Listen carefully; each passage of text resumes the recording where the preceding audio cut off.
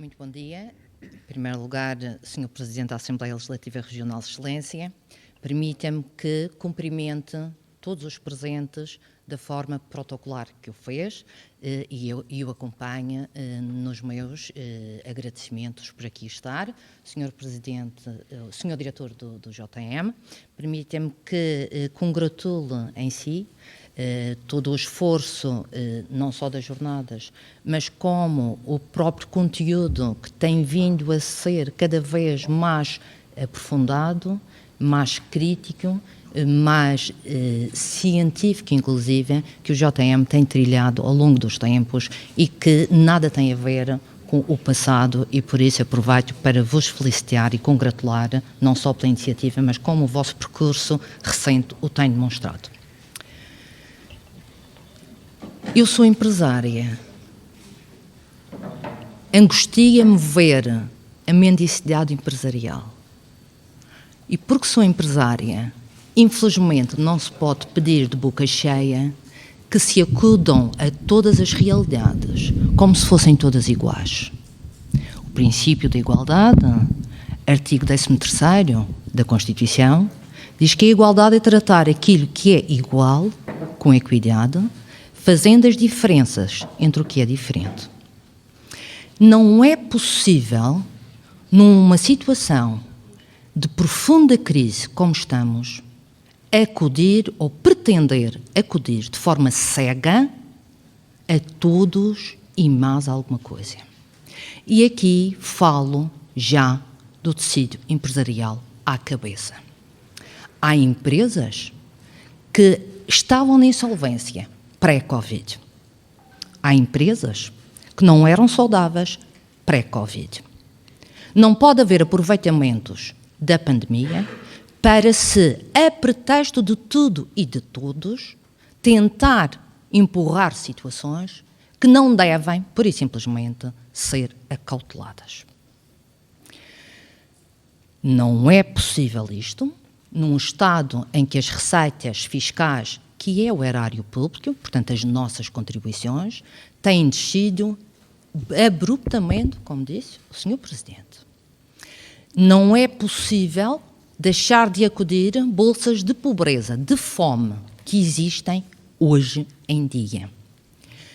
E é necessário, com certeza, apoiar o tecido empresarial. Aquele que pode e deve ser apoiado, com critérios e rácios mais objetivos.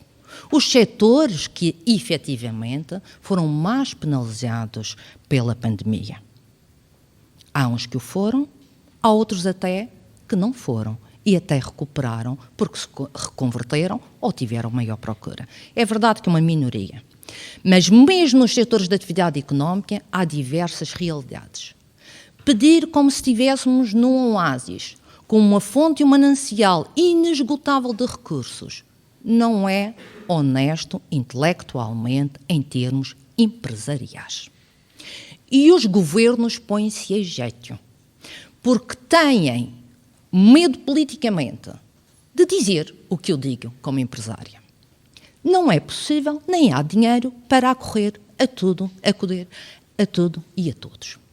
Então permitam-me que, com esta entrada, faça algumas reflexões, porque também não tenho soluções. Posso ter algumas medidas de sobrevivência a apontar, que não são medidas de futuro, e tentarei esboçar algumas medidas para o futuro, sendo certo que é preciso capacidade de adaptação, criatividade, resiliência e de sofrimento, enquanto existir a pandemia, que seguramente existirá até existir uma vacina. E, portanto, é este o estado da arte, é isto que temos que ter até esse momento, que então poderá alterar a inflexão do estado atual. Sei que estou num painel de economia, de comércio, mas permitam-me, porque não está dissociado, abordar a questão que considero prioritária, que é a social e a humana. Ao nível humano, repare-se que, segundo o inquérito da DECO, 60% da população teve importantes quebras de rendimento. fruto do layoff, fruto da redução temporária do horário de trabalho, que isso há não temporária a curto prazo, e até situações efetivas de aumento de desemprego regional e nacional. 4% da população ativa teve esta quebra de rendimento em 2 membros do agregado familiar.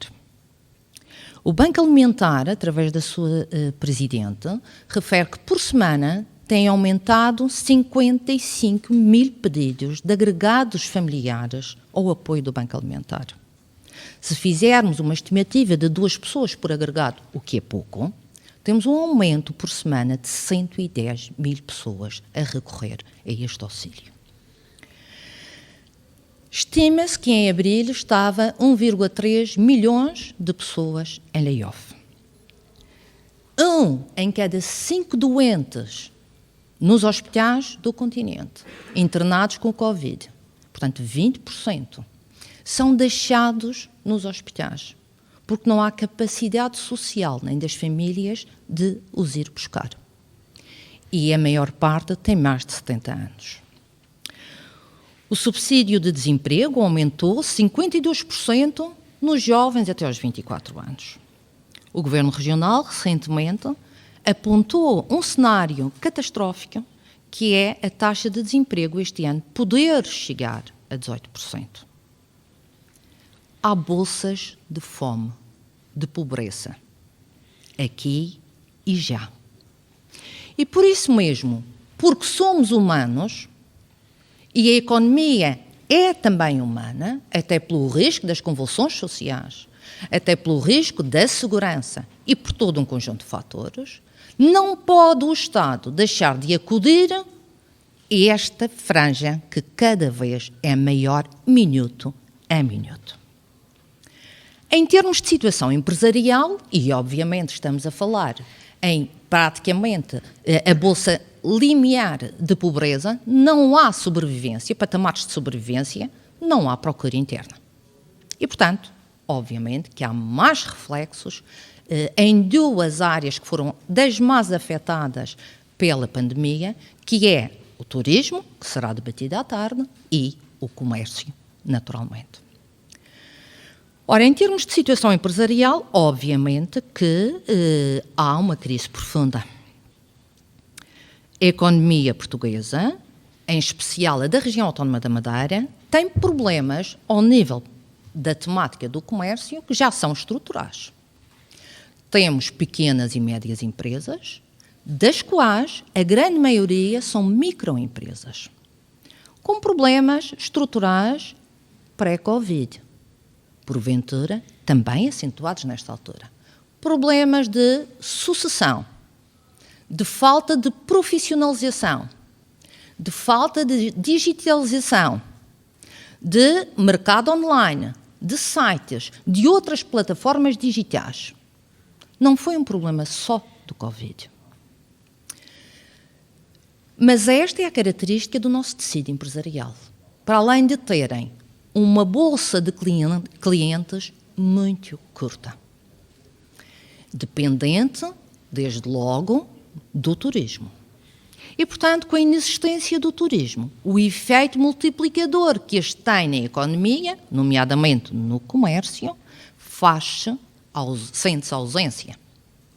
E não se sabe quando é que o turismo, que é o último setor a recuperar, irá, efetivamente, atingir o break-even point. Quanto mais a saúde que estava e os crescimentos que se têm vindo a restar até em janeiro e em fevereiro, face ao período homólogo de anos anteriores. Aliás, janeiro e fevereiro estava a ser os melhores meses da série de comparabilidade de janeiros e fevereiros de outros anos.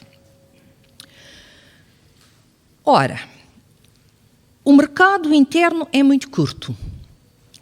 Já tínhamos um problema estrutural que era ter mais oferta do que a procura.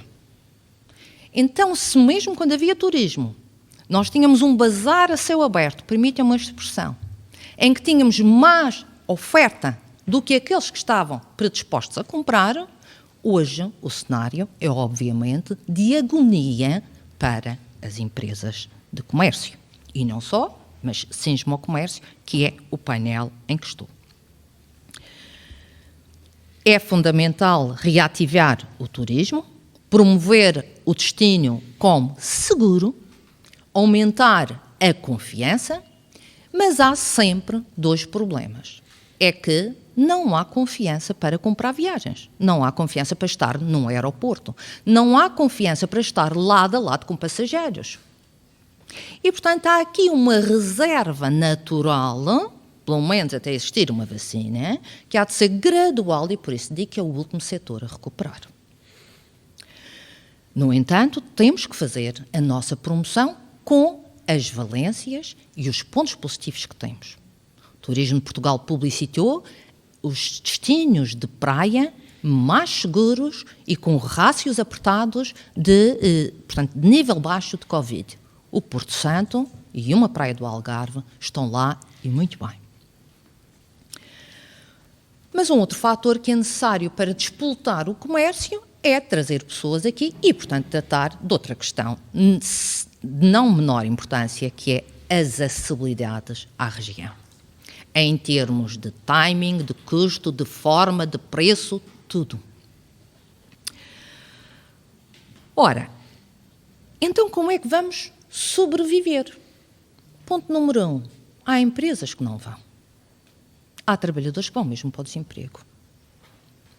Não tenho dúvidas disso. Algumas já o estavam artificialmente nesta situação. Então teremos que ter aqui uma engenharia, e como digo, não é uma solução mágica, mas para aguentar os que puderem, e que sejam o maior número possível, com resiliência e sobrevivência. Portanto, em tempos difíceis, em tempos não lucrativos, em termos de resiliência e de tentar aguentar.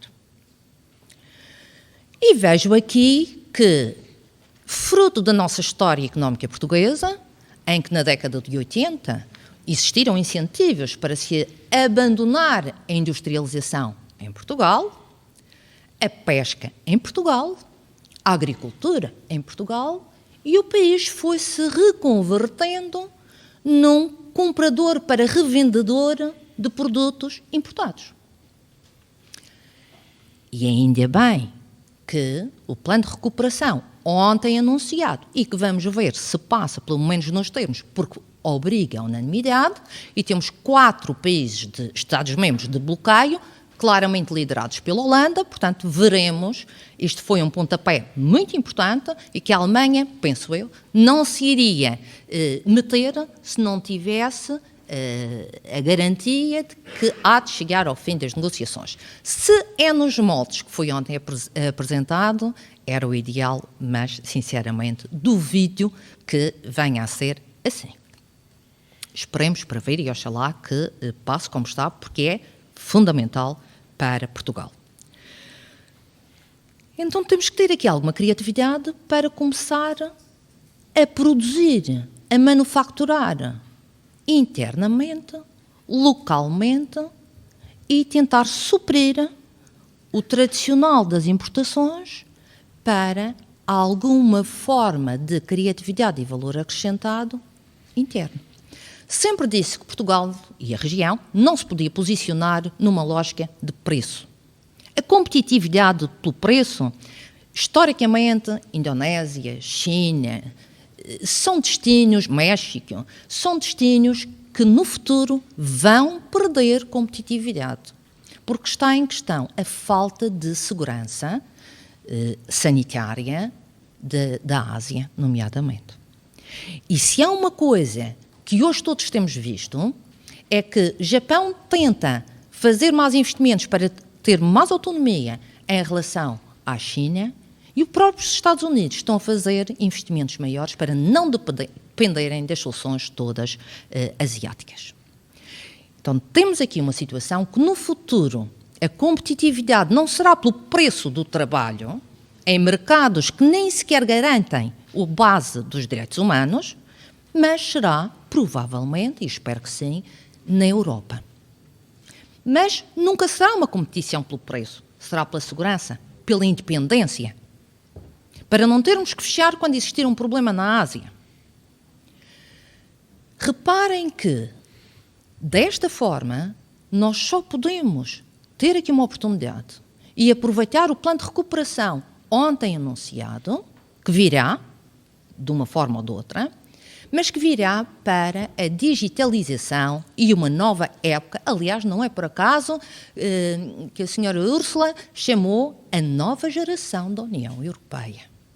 E os países não vão poder receber as verbas, nomeadamente a fundo perdido, se não fizerem esses investimentos nessa lógica estratégica.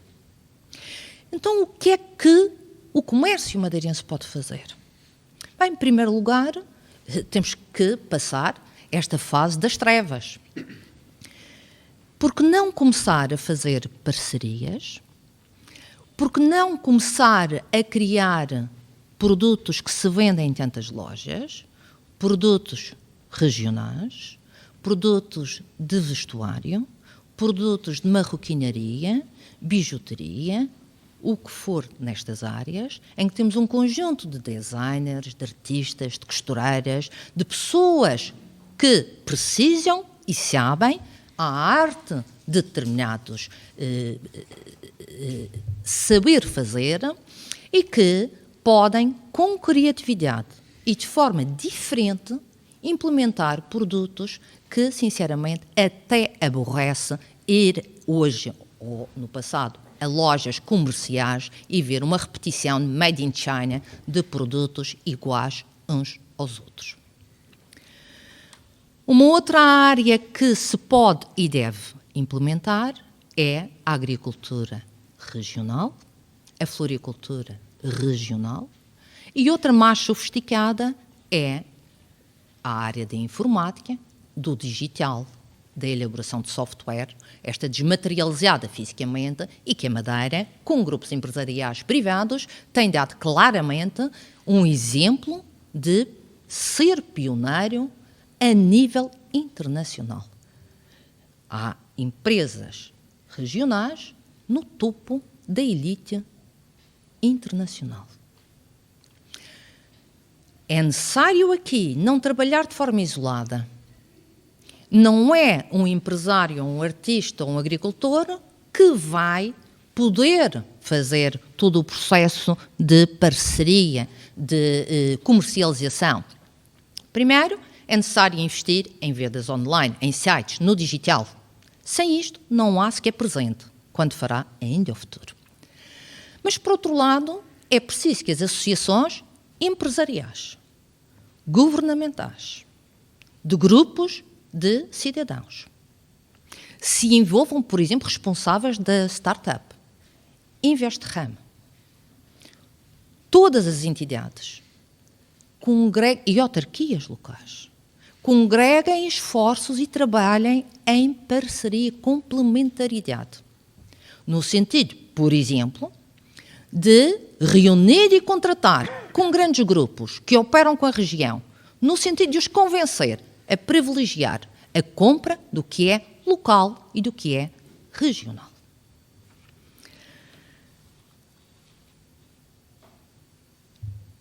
Estas são algumas atitudes. Não há bola de cristal. São soluções de resiliência.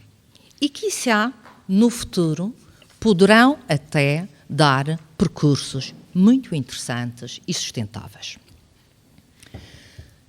Medidas já existentes. Têm sido diversas.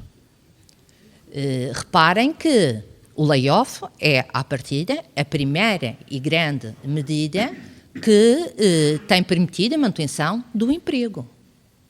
Não existisse o layoff e o subsídio de desemprego hoje, e os desempregados estavam em níveis, então, provavelmente já insustentáveis. Deve ser prorrogado, ou outra medida equivalente, mas fazendo também uma análise das situações que ocorreram ao layoff e, eventualmente, corrigindo ou adaptando alguns rácios e análises para cada tipo de empresa ou setor económico. Porque, como digo, não são todas as situações iguais. As linhas de crédito têm sido muito importantes. Um apoio imediato de curto prazo, de tesouraria. Destaco o Investramo pela coragem, pelo arrojo de converter a fundo perdido, numa altura tão crítica para as finanças regionais, mas destaco também outras iniciativas, nomeadamente autarquias locais, como, por exemplo, a Câmara Municipal do Funchal, que indicou medidas já até 31 de dezembro, neste ano tão crítico, assim como, por exemplo, a Câmara Municipal de Santana. Sem desfazer de outras, são realmente 12 exemplos perfeitamente destacáveis e que têm, dentro das possibilidades e as dificuldades que os próprios orçamentos têm, acudido, tanto quanto possível, às empresas. Mas existem situações que têm que ser corrigidas rapidamente. O layoff, para quem prorrogou a meados de abril, ou seja, de 15 de abril até 15 de maio, ainda não está pago às empresas. Hoje estamos no dia 28. A lei obriga a pagar ordenados. Mas mais do que a lei, nós sabemos que se não pagarmos, os níveis de fome, de pobreza, dificuldade no seio das famílias que empregamos é muito maior. E suplanta a lei. Não podemos ser empresários quando vemos os outros a sofrer e custa-nos mais isso, muitas vezes, do que a própria crise que vamos superar. E disso não tenho dúvidas. Esta e outras que venham à frente. As medidas de crédito tardam a chegar às empresas. Convém reavaliar e ver que burocracia pode ser eliminada no sentido de agilizar procedimentos. Se isto foi uma hecatombe que foi imediata nas nossas cabeças, temos agora que corrigir e adaptar, minimizando todo este percurso para o futuro. O tempo é inimigo da sobrevivência. Mas sendo isto um facto, de nada serve andarmos todos os dias a carpir as mágoas e a fazer um choradinho ilimitado. Sejamos todos responsáveis, ninguém estava preparado para tudo o que aconteceu, vamos concentrar esforços, todos, pondo em segundo plano as críticas permanentes e fazendo uma junção de esforços, no sentido de todos nós sobrevivermos. Todos os madeirenses, empresários ou não. Uma das situações que eu gostaria de ver concentrados esforços são 3 patamares em que têm que ser usados de forma imediata, mas todos de forma complementar. O primeiro, o apoio à tesouraria é uma medida de curto prazo, não é estratégica. Com isto, é fundamental parar e acabar já com o pagamento especial por conta. O pagamento especial por conta é um pagamento antecipado por lucros com base nos lucros do ano passado. Este ano, salvo honrosas exceções, não existirão lucros. Dizia o Tugete Teutónio, numa entrevista que deu, que teremos sorte, dizia ele, se o EBITDA conseguir estar a zero. Este é o objetivo de sobrevivência.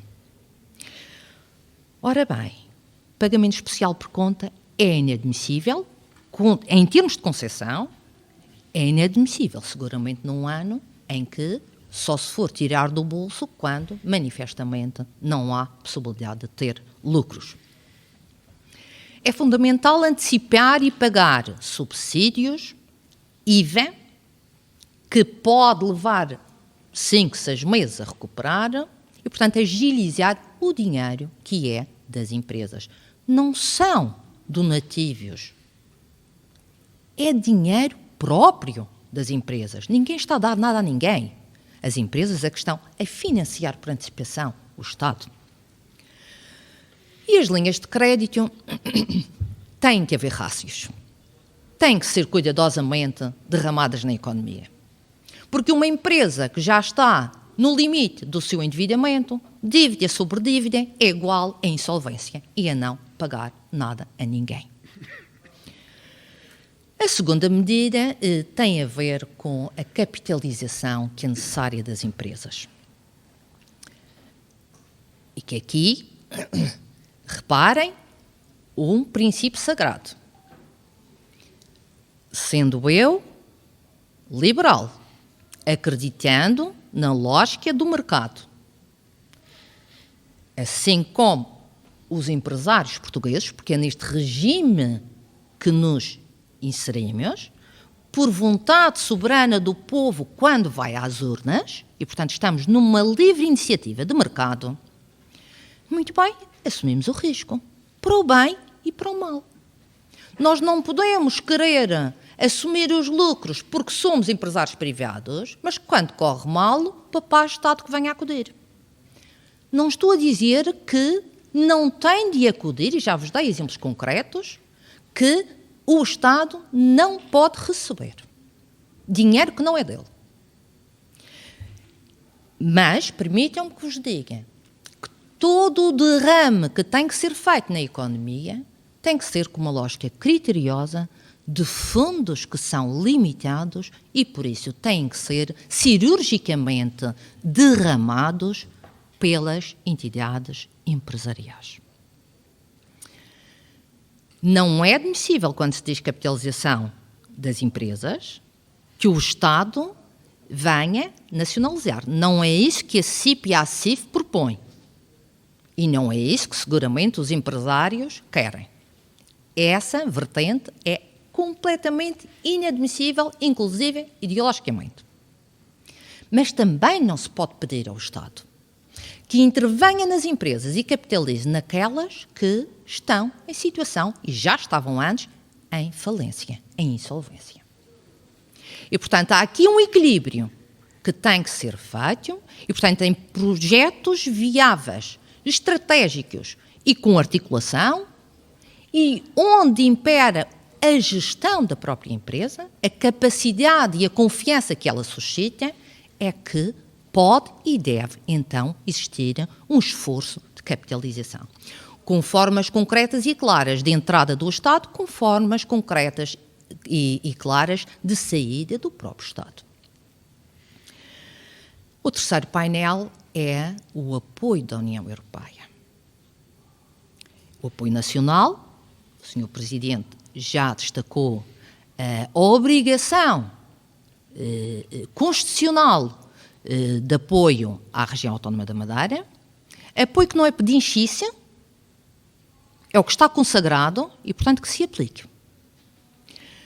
Em termos de União Europeia, o projeto que vem aí é extremamente aliciante como vem, mas ele próprio deverá ser pensado numa lógica de plano estratégico.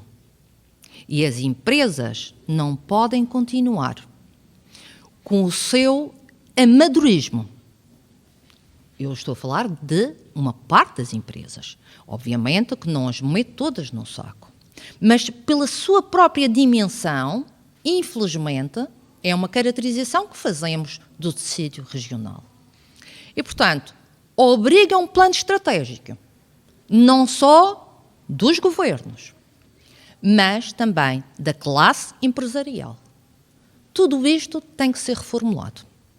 E acredito que, se fizermos um percurso coerente e certo, empresarialmente, poderemos ter um futuro risonho à nossa porta.